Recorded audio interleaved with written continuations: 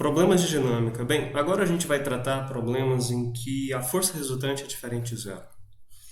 E vamos, a depender do que for solicitado, determinar o movimento, a forma como o movimento ocorre, certo?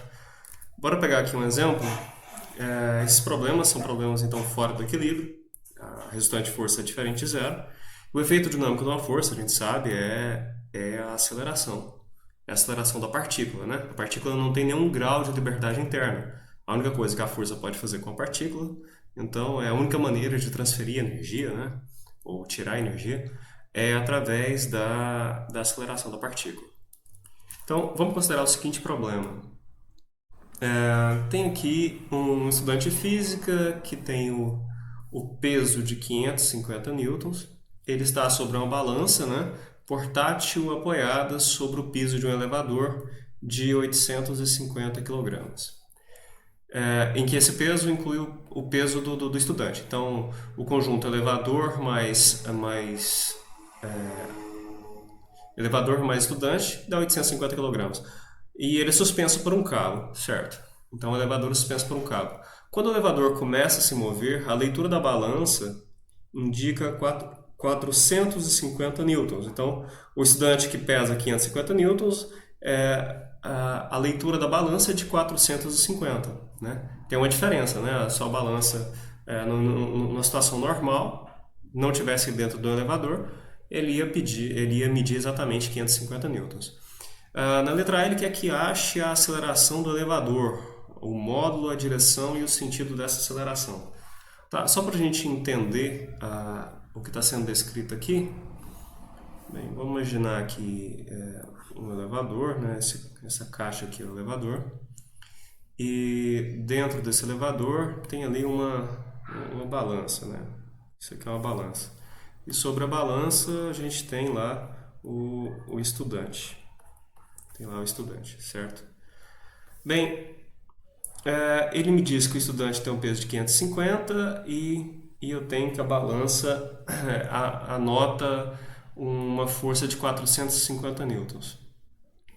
Tá, para a gente analisar essa questão e saber qual é a aceleração do elevador, vamos olhar qual é... tem ainda um cabo aqui que eu esqueci de colocar aqui, né? Tem um cabo que está segurando o elevador. Tá, para a gente entender, então, por que tem essa diferença, né? Qual é a aceleração do elevador, a partir dessas informações, vamos fazer o diagrama de força sobre o estudante. Tá, então aqui na letra A. Bem, o estudante, esse aqui é o estudante, estão atuando sobre ele duas forças, né? A gente tem a força peso, vertical para baixo, que é o peso do estudante, e tem ainda a força normal, vertical para cima. Então nós temos essas duas forças. A força normal é a força exercida pela balança. Então o valor que é medido pela balança, que ultimamente é dado no mostrador dela, ela diz respeito à normal, né? Porque você está em contato com a balança, essa força de contato que ela exerce sobre você tem uma reação sobre ela que tem a mesma intensidade, só que o sentido oposto. Então tem a normal e temos ainda o peso do estudante aqui para baixo. Tá, eu quero descobrir qual é a aceleração do elevador. Bem, eu sei que quer dizer, pelo que foi descrito aqui, eu imagino que a aceleração do estudante é a mesma do elevador. Né? Não falou que ele está saltando, nada nesse sentido. Ele tá em repouso com relação ao elevador. Então eu posso aplicar a segunda lei de Newton e dizer que, bem, a força resultante, essa força resultante, ela é igual a massa vezes a aceleração. Igual a massa vezes a aceleração. Vamos atribuir um eixo para a gente conseguir falar a respeito do sentido, né? Vamos colocar aqui que o eixo sentido positivo, tá? Isso não vai ter importância, então vou colocar aleatoriamente aqui, ó. Vamos colocar que o sentido positivo está aqui para cima, tá? Então, no meu sistema de referência, y positivo está aqui para cima. Então, tudo que tiver para baixo vai aparecer com sinal negativo.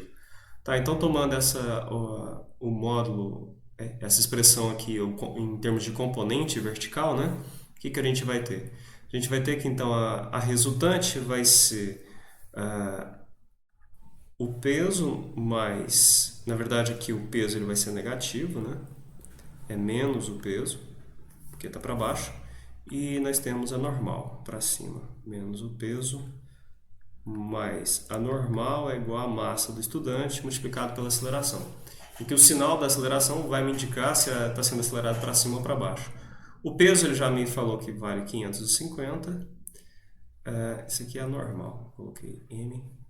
Mais a normal, que é a indicação, a leitura da balança, é 450. A massa do estudante ele não ofereceu, mas, bem, a gente consegue imaginar, né? A gente consegue determinar. Bem, se o peso do estudante é 550 e eu sei que o peso é igual a massa vezes a gravidade, então a massa do estudante vai ser o peso dividido pela gravidade. Então, a massa do estudante, vamos assumir que a gravidade vale 9,81 metros por segundo ao quadrado. Então, o peso, a massa do estudante vai ser... vamos só escrever isso aqui em outro lugar. Então, a massa do estudante vai ser o peso, que é 550, dividido por 9,81. Tudo isso aqui multiplicado pela aceleração. Com isso, eu tenho que a aceleração vai ser menos 100, que é o resultado dessa diferença, multiplicado por 9,81 e dividido por 550. Essa aqui vai me dar a aceleração. Deixa eu fazer esse cálculo na calculadora.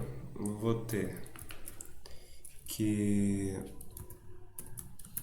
Então vai ser 100 multiplicado por 981, dividido por 550. Então a aceleração é aproximadamente menos 1,7836. Como ele colocou 3 algarismos significativos, vou colocar 3 também. Então vai ficar menos 1,78. Menos 1,78 metros por segundo ao quadrado. Então, para responder a pergunta, a aceleração, o módulo da aceleração é de 1,78 metros por segundo ao quadrado e a orientação, né, o módulo, a direção é vertical e o sentido então é vertical para baixo, para baixo. A orientação é vertical para baixo.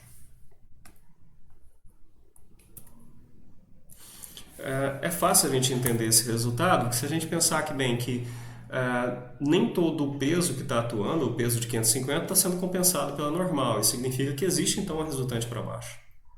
Certo? Então, esse resultado faz sentido com o que a gente espera a partir da descrição do problema. Na letra B, ele pergunta qual é a aceleração quando a leitura da balança indica 670. Tá, a ideia do problema é a mesma, né? Só que agora ele só coloca uma situação diferente. Então,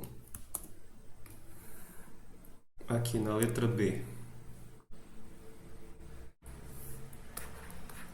ele está me falando que a leitura da balança é de 670, então aqui o peso é 550 mais 670, a massa é o 550 dividido por 9,81, vezes a aceleração.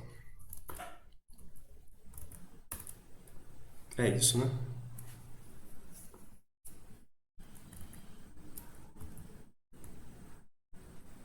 $670, ótimo. A ideia do exercício não tem nenhuma diferença, é basicamente a mesma coisa. Eu faço essa diferença, então eu vou ter que a aceleração, isso aqui vai dar... agora o valor positivo, né, vai dar 120 multiplicado por 9,81, tudo isso dividido por 550. Mais uma vez fazer o cálculo com a calculadora para adiantar. Então vai ser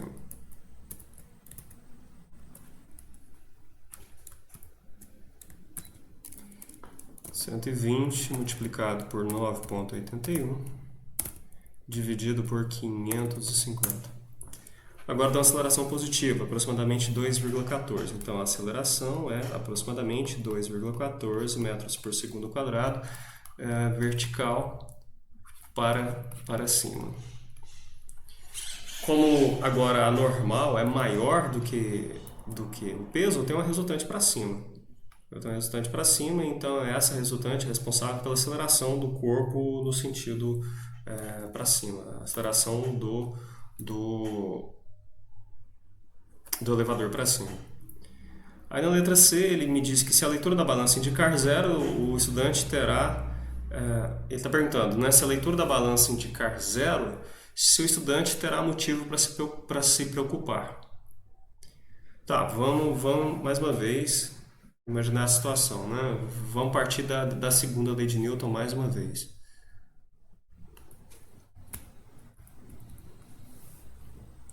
Então aqui na letra C, ele está me falando que a normal é igual a zero. Então, menos o peso é igual a massa vezes a aceleração. Então, menos o peso é igual a massa é quanto? É o peso dividido pela gravidade. Tá? Tá me dizendo que a normal é igual a zero. A medida da balança é igual a zero.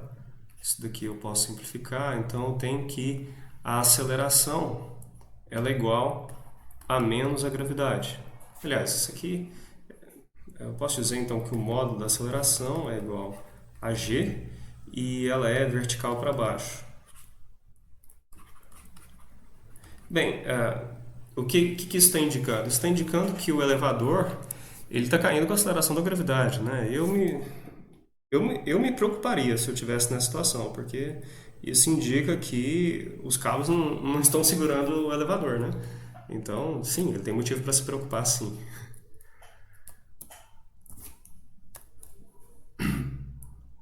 Aí ele pergunta qual é a tensão do cabo que está segurando o elevador nos itens A e C. Tá? Vamos lá, letra D. Tá, a gente tem que fazer como procedimento, né? A gente pode pensar aqui, bem, a gente tem que fazer um diagrama de forças para o elevador. Vou colocar aqui, isso aqui é o elevador. No elevador atuam duas forças. A gente tem a força peso vertical para baixo e temos a força de tração para cima. O equilíbrio dessas forças, a relação entre essas duas forças que vai determinar o movimento, o equilíbrio ou não. Essa tensão é a tensão sobre o cabo que suporta o elevador. Na letra A, a gente descobriu que a aceleração vale menos 1,78 metros por segundo quadrado, aproximadamente. Então, a gente pode imaginar que a gente aplica a segunda lei de Newton, né? Em que aqui vai ser o sentido positivo para cima, então vai ser tração menos o peso, é igual a massa do elevador vezes a sua aceleração.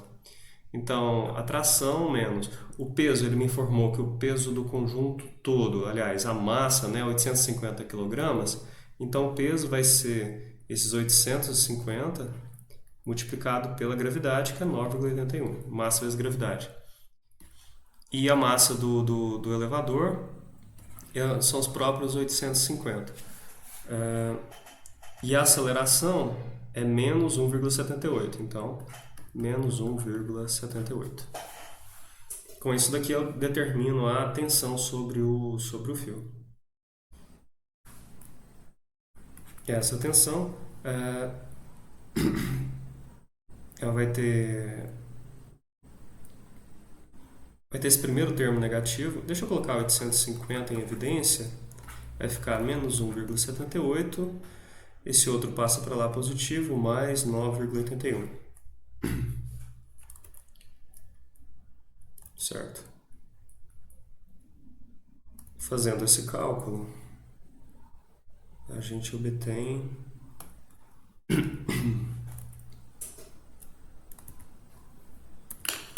então tem 850 multiplicado por menos 1,78 mais 9,81. Isso deu 6.825,5. Então, a tensão vai valer 6.825,5 newtons. Essa para aquela primeira situação, a situação da letra A. Da letra A. Agora ele quer que faça essa avaliação para a letra C. Tá, a questão da letra C é mais tranquila da gente imaginar ela, a gente não precisa nem fazer um cálculo, porque se a gente se recordar da letra C, a letra C estava em queda livre, né, caindo com a aceleração da gravidade. Então, no final das contas, para ele cair com a aceleração da gravidade, em queda livre, eu tenho que ter que a tensão seja igual a zero. Então, da letra B, a gente tem que é igual a zero. E com isso a gente responde a pergunta. Tá, então é isso. Essa questão era isso. Bem, assim como lá no problema, nos problemas de equilíbrio, existe uma espécie de algoritmo, né, uma espécie de procedimento que você pode ou não adotar aquela sequência para resolver os problemas. Aqui a gente pode imaginar algo parecido, que também deve ser usado de maneira crítica. A gente não tem uma solução para todos os problemas, mas é um guia para tentar resolver os problemas de dinâmica, fora do equilíbrio. Então, o primeiro passo era identificar, assim como lá naquela outra situação do equilíbrio, a gente tem que identificar quais são os conceitos importantes. Aqui, um conceito muito importante, resultante de forças, a soma de todas as forças, que vai nos dar, então, que vai ser útil para quando a gente for aplicar a lei da força. Como a gente está fora do equilíbrio, a gente precisa aplicar a lei da força, segundo a lei de Newton. E se for solicitado alguma coisa que não seja a força, alguma força, que não seja alguma massa ou aceleração, que são grandezas que estão relacionadas através da segunda lei de Newton, então outros conceitos podem ser necessários. Por exemplo, talvez você tenha algum problema em que você saiba quais são as interações de um corpo, qual é a massa desse corpo e que te permita, então, a partir da lei da força, computar a aceleração. E se esse problema te perguntar qual é a posição ou qual é a velocidade, então você vai precisar desses outros conceitos, né? Se for uma resultante constante, uma força constante, você pode ter um movimento que é um movimento uniformemente variado. Então, são importantes aquelas expressões do movimento uniformemente variado, determinar descrever o movimento com aceleração constante. Se for um problema em que você tiver uma aceleração do tipo centrípeta, em que você tem um movimento circular, aí então aqueles conceitos de movimento circular uniforme eles podem importar. Então, assim, não é... A depender do que seja solicitado, pode ser interessante. Você pode precisar de outros conceitos além da segunda lei de Newton.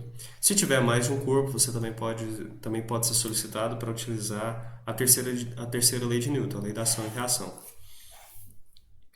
Um segundo passo seria preparar para resolver o problema, né? Você identificou as grandezas, agora você tem que preparar para poder compreender melhor o problema e então resolvê-lo. Praticamente sempre a gente precisa esquematizar, né? Então, a maneira é indicado esquematizar o problema para tentar resolvê-lo. Então, tenta fazer um desenho tosco mesmo do que está acontecendo e então fazer os diagramas de corpo livre para cada um dos corpos que participam daquela situação. Nesse problema que a gente acabou de resolver, você tem dois corpos, né? Você tem o rapaz ali dentro do elevador e tem o próprio elevador. Tanto que a gente fez dois diagramas de corpos livres. Então você pode desenhar os diagramas de corpo livre. Uma coisa muito importante é que a força que aparece na segunda lei de Newton não é uma força em si, né? F igual a m vezes a. Esse F, na verdade, ele não está ligado necessariamente a uma interação. Ele é uma resultante de forças. O resultado da soma de todas as forças. Então, lembra que o conceito de força, como a gente viu, é um conceito matemático que quantifica uma interação. É uma maneira de você quantificar uma interação. Essa força que aparece na segunda lei de Newton, ela não está quantificando uma interação. Ela me diz que o efeito dinâmico das forças é a massa vezes a aceleração. Então, a falar a verdade, isso aqui nem seria mesmo eu nem deveria chamar isso de força, eu deveria chamar de resultante de forças. É a soma que me dá um resultante. Preciso definir os eixos coordenados, se for necessário fazer alguma componente, algo nesse sentido.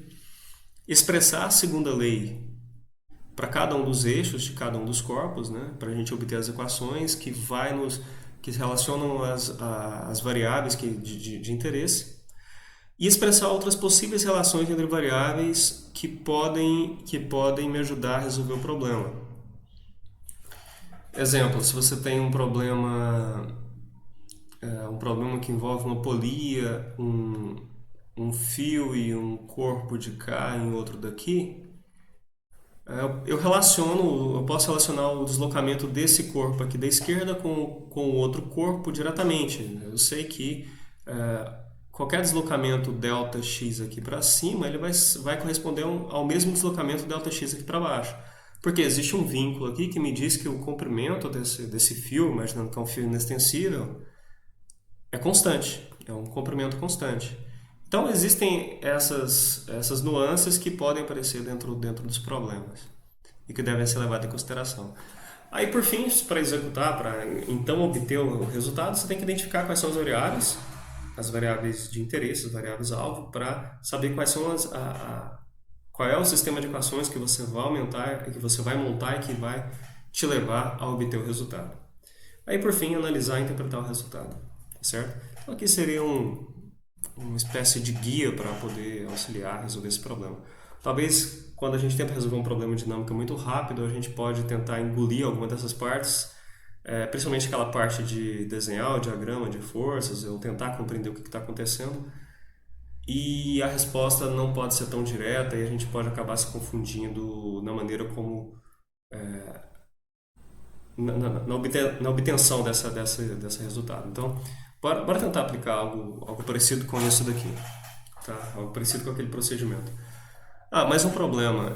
Nesse problema aqui, nesse exercício, eu tenho duas caixas que estão ligadas por uma corda sobre uma superfície horizontal. A caixa A possui a massa MA e a caixa B possui a massa MB. O coeficiente de atrito cinético entre cada caixa e a superfície é MC. Isso daqui ele está falando isso por conta da força de atrito, que a força de atrito é igual ao coeficiente de atrito cinético multiplicado pela intensidade, pela magnitude da força normal. Isso aqui é a magnitude da força de atrito. As caixas são empurradas para a direita com velocidade constante por uma força F.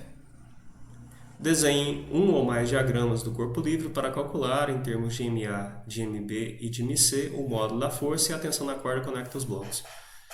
Isso aqui não foi um bom problema porque é um problema de equilíbrio, né? Ele está falando que ele está se deslocando com velocidade constante.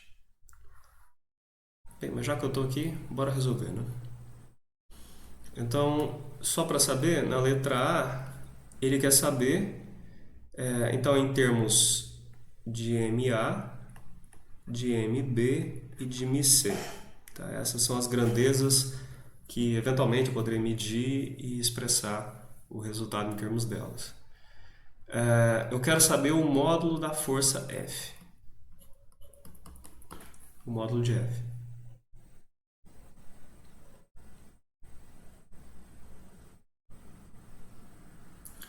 Tá, eu posso...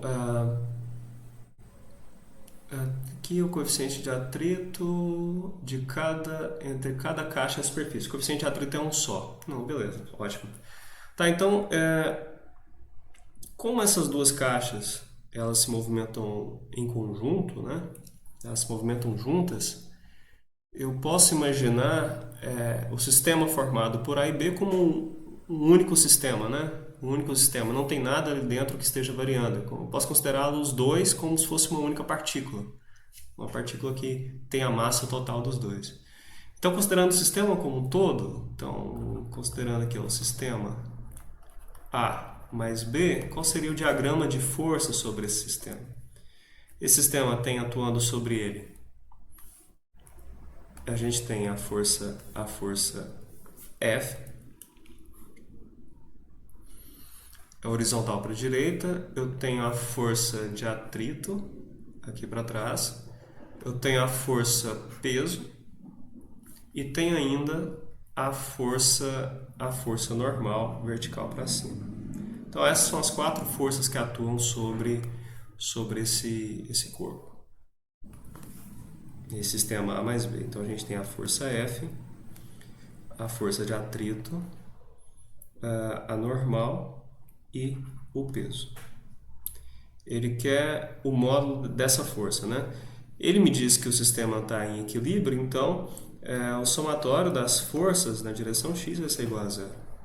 Vou assumir aqui, tá, como é usual, que eu tenho um sistema de coordenadas, deixa eu colocar aqui do lado, que eu tenho um sistema de coordenadas em que o eixo x é o eixo horizontal e o eixo y é o eixo vertical.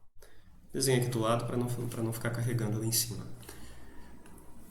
Tá, no eixo x então eu vou ter F, a força que eu estou puxando, menos a força de atrito é igual a zero. Ou seja, F é igual à força de atrito, mas a força de atrito é igual ao coeficiente de atrito cinético vezes a normal. Acontece que na direção vertical eu também tenho um equilíbrio. Então, o somatório das forças na direção y é igual a zero. Ou seja, a normal menos o peso é igual a zero. Ou seja, a normal é igual ao peso, só que o peso desse sistema todo é a soma das massas, a massa total é a soma das duas massas, vezes a gravidade. Ele não deu o valor da gravidade, então pode ser que o resultado dependa da gravidade também. Tá? Então, agora aplicando esse resultado aqui embaixo, eu tenho que a força resultante vai ser MA mais MB multiplicado por μc vezes G. De fato, depende da aceleração da gravidade também.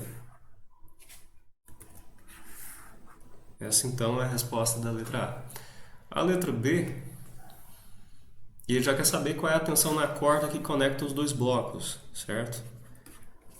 Qual é a tensão que atua sobre os dois blocos. Então, eu vou ter que, como é uma força interna do meu sistema, eu vou ter que dividir ele em cada uma das suas partes. Eu posso escolher qualquer um dos dois corpos para obter o valor dessa tensão, uma vez que é suposto que essa corda seja uma corda ideal, que não tenha massa, então a força numa ponta tem que ser igual à força na outra ponta. Eu não preciso de eu não preciso de nada para pôr a corda em si em movimento. Vamos fazer isso então. Vamos considerar o corpo A, porque o corpo A é mais simples de trabalhar. Aliás, não, vamos escolher o... sim, pode ser o A. Eu tenho menos força atuando sobre ele. O corpo A, fazer o diagrama de forças do corpo A, que está ele vai ter, então, o corpo A tem a tração atuando sobre ele, a tensão. Eu tenho uma força de atrito, eu tenho a força peso e tenho ainda a força normal. Então, peso, normal, tração, que é o que eu quero calcular, e a força de atrito entre elas. Mais uma vez, está em equilíbrio, a somatória das forças em x. Vou fazer isso lá em cima.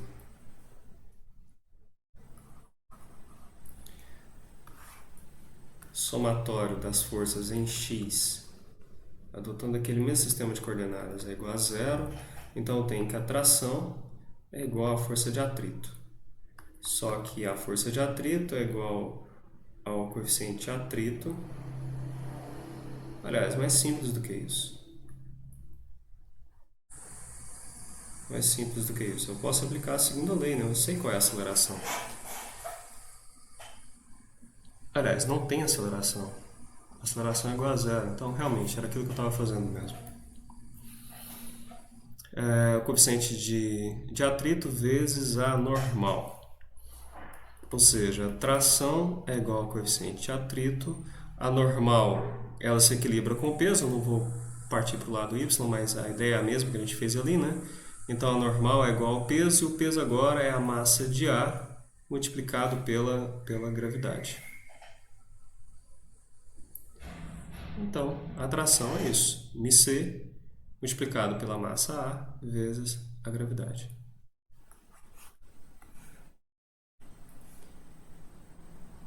É interessante notar que se eu olhasse para o corpo B, eu teria a força F para cá e teria a tração, aquela mesma tração entre as duas cordas para cá.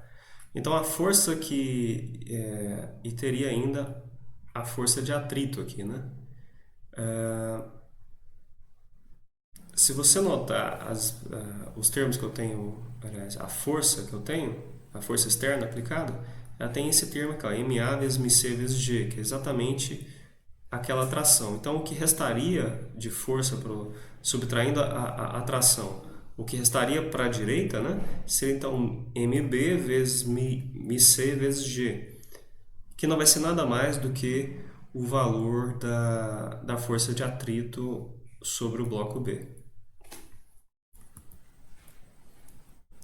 Mas enfim, esse é o problema resolvido.